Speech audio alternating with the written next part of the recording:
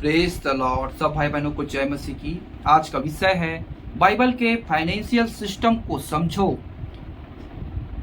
धन रुपए पैसे के बिना मसीह जीवन मुश्किल। मेरे प्रिय भाई बहन, पैसा खुदा नहीं है, लेकिन उसके बिना चलना बहुत कठिन है। मैं संसारिक जीवन में चलने के विषय में बात नहीं कर रहा हूँ। हम अपने मसीह जीवन में पैसे के बिना चलना बहुत मुश्किल है। हालेलुया। क्योंकि परमेश्वर का वचन कहता है, जब तू परमेश्वर के भवन में जाए तो अपना छूछे हाथ लेकर नहीं जाना, कुछ लेकर जाना है। हम वचन में पढ़ते हैं और ऐसा भी वचन है, मैं आपको बता दूं कि धनी होने के लिए परिश्रम ना करना, धनवान का स्वर्ग के राज में प्रवेश करना बहुत कठिन है। और जो धनी होना चाहता है वो सारी बुरी लालसाओं में फंसता है। मेरे प्रियो, हमें धनवान होने के लिए एकदम इसके विषय में नहीं कह रहा है वचन का दो पहलू होता है। एक पहलू है जो पैसे को लेकर अमीर बनकर उनकी सोच बदल जाती है, और एक ऐसा भी है जो इतना भी धनवान भी हो जाए तो भी उसकी सोच नहीं बदलती। जैसे कि अय्यूब, इतना पैसा था उसके पास, उसकी सोच नहीं बदली।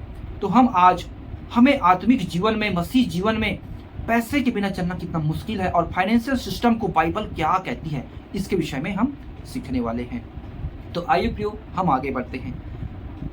मैं थोड़ा आपको बता दूं, जैसे आप मसीह में बढ़ते हैं, आप चर्च में जाते हैं, मेरे प्रियो, हमें अपना सहयोग चर्च में देना पड़ता है। शादी आप करते हैं, फीस देनी पड़ती है। किसी का गमी होता है, मृत्यु होता है, तो हमको कुछ फीस देनी पड़ती है कब्रिस्तान के लिए। और बहुत सारी बातें हैं, माहवारी भेंट देना पड़ता है, और बहुत सारे टेक्स्ट पढ़ते हैं चर्च के थ्रू, उनको विश्वासी को देना ही पड़ता है। जो भेंट है, जो अपना देते हैं अपनी स्वेच्छा से, उसको छोड़कर जो अनिवार्य देना है। तो हमें एक चर्च में एक व्यक्ति सदस्यता लेता है तो उसको पैसे देने ही पड़ते हैं। तो इसलिए मैं बोल रहा हूँ, चलना बहुत मुश्किल है। तो हम फाइनेंशियल सिस्टम को समझेंगे कि पवित्र आत्मा और प्रभु यीशु मसीह के चेले, प्रभु यीशु मसीह कैसे इस सिस्टम को चेलों को समझाया और बताया। कि जैसे आपको मालूम होगा, जब यीशु मसीह सेवा के दौरान में भी उसके पास एक पैसे की थैली यहूदा इस्करियोती के पास रहा करता था, आपको मालूम होगा। और उनके चेले लोग भी काम करते थे ताकि किसी भली वस्तु की घटी उनके जन्म में ना हो। और मेरे प्रियो, अभी के समय में एक विश्वासी के जीवन में बहुत जरूरत है पैसे की। क्योंकि आप सांसारिक तौर पे भी अगर आप यहाँ से कहीं जाते हैं, ऑटो रिक्शा करके, गाड़ी से जाते हैं, आपको पेट्रोल के लिए पैसे चाहिए, आपको भाड़े के लिए पैसे चाहिए, अपने बच्चे की स्कूल की फीस के लिए पैसे चाहिए, राशन के लिए पैसे चाहिए, सिलेंडर के लिए पैसे चाहिए, मोबाइल रिचार्ज के लिए पैसे चाहिए। मतलब हर एक मोड़ पे आपको पैसे की जरूरत है। बिना पैसे का पानी भी नहीं पी सकते, आपको खरीद के पानी पीना पड़ता है। आमीन। तो आइए प्रियो, हम अपने उस भेद की ओर जाते हैं जिसे परमेश्वर ने अपने लोगों के लिए कहा है कि हम परिश्रम करें अपने हाथों से, और उसी के द्वारा कैसे हम फाइनेंशियल सिस्टम को बाइबल के अनुसार उन आशीषों को लेने पाए। आमीन। तो मेरे प्रियो, मेरा आपसे यही रिक्वेस्ट है, यीशु मसीह के लिए आप एक लाइक जरूर करें, और चैनल में पहली बार आए सब्सक्राइब करें, और कमेंट में आमीन जरूर टाइप करें। आइए हम आगे बढ़ते हैं। क्या कहता है विश्वासी लोगों को परमेश्वर का वचन? आइए आप इफिसियों की पत्री 4 अध्याय उसके 28 वचन में हम देखते हैं, चोरी करने वाला फिर चोरी ना करे, वरन भले काम करने में अपने हाथों से परिश्रम करे, इसलिए कि जिससे प्रयोजन हो उसे देने को उसके पास कुछ हो। देखो, परमेश्वर का वचन यहाँ पे कहता है, मतलब हमें गैर तरीके से हमें पैसे नहीं कमानी है। हमें पैसा कमाना है अपनी आवश्यकताओं को पूरी करने के लिए। जो हमें कोई मांगता है हमसे, अगर कोई हमसे मांगे, हम क्या है, जैसे हमारा पिता दयालु है वैसे हम भी दयालु हैं। तो आपके पास नहीं रहेगा तो आप क्या चीज को सामने वाले को देंगे? तो आपके पास किसी को देने के लिए भी रहना चाहिए, तो वो पैसे हैं। हमें क्या करना है? परिश्रम करना अपने हाथों से। यहाँ पे साफ साफ लिखा है, अपने हाथों से परिश्रम करे, मेहनत करे, काम करे, अपनी इच्छा को, अपनी आवश्यकताओं को पूरी करने के लिए, भोजन वस्तु के लिए, रहने के लिए। हालेलुया। ये परमेश्वर का वचन कहता है हमें चोरी चलाकी नहीं करना है, गैर तरीके से हमें पैसे नहीं कमानी है, बुरे रास्तों से। हमें सच्चाई से पैसे कमाकर जीवन यापन करना है, ये परमेश्वर का वचन कहता है। मेरे प्रियो, आइए तीतुस उसका 3 अध्याय उसके 14 वचन में इस प्रकार लिखा है, हमारे लोग भी आवश्यकताओं को पूरा करने के लिए अच्छे कामों में लगे रहना सीखे ताकि निष्फल ना रहे। अपनी आवश्यकताओं को पूरी करने के लिए क्या करे? अच्छे कामों में लगे रहे, अच्छे कामों को करो जो सही काम है, गैर कानूनी वाला काम नहीं, 2 नंबर का काम नहीं। और हमें पैसे कमानी है, अपने परिवार को चलाने के लिए हमें पैसे की जरूरत पड़ेगी। इसलिए परमेश्वर का वचन कहता है हमें मेहनत करनी, हमें परिश्रम करना, हमें ऐसी खाली नहीं रहना है।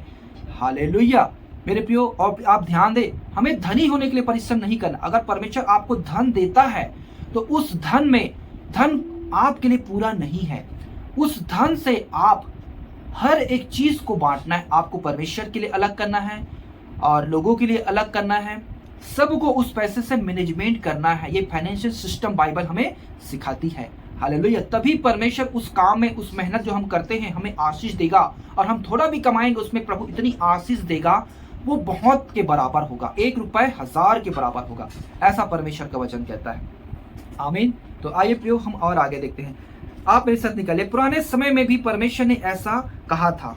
व्यवस्था विवरण 8 अध्याय उसके 18 वचन में, 18 और 17।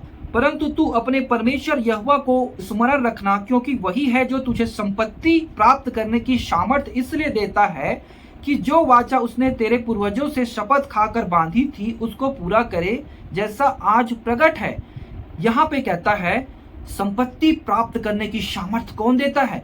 परमेश्वर देता है। मतलब हम कुछ भी काम करते हैं उसको स्मरण करके तो हमें क्या मिलेगा? संपत्ति मिलेगा, उस कामों में आशीष देगा। तो इसका सामर्थ कौन देगा? परमेश्वर देगा। वचन में लिखा है ना, अगर घर का बनाने वाला परमेश्वर ना हो तो बनाने वाले का परिश्रम व्यर्थ है। वैसे ही जब आप मेहनत कर रहे हैं, आप इतना मेहनत कई लोग करते हैं उसमें बहुत कम आशीष मिलती है, कई लोग थोड़ा मेहनत करते हैं बहुत आशीष मिलती है। तो परमेश्वर का आशीष, उसका दया दृष्टि आपके ऊपर रहेगा।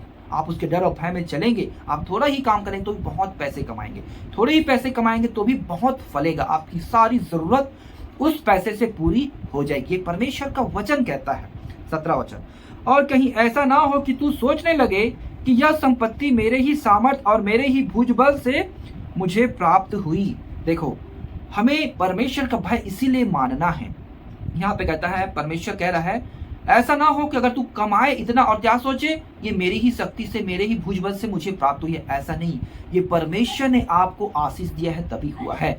इसलिए आप जो भी मेहनत करेंगे, जो भी आपके पास आएगी, उसमें आप सारे लोगों के लिए निकालना और सबसे पहले अपने प्रभु के लिए, उसकी सेवा के लिए जरूर निकालना प्रियो। तभी प्रभु आपके अन्न जल पर हर चीज में क्या करेगा?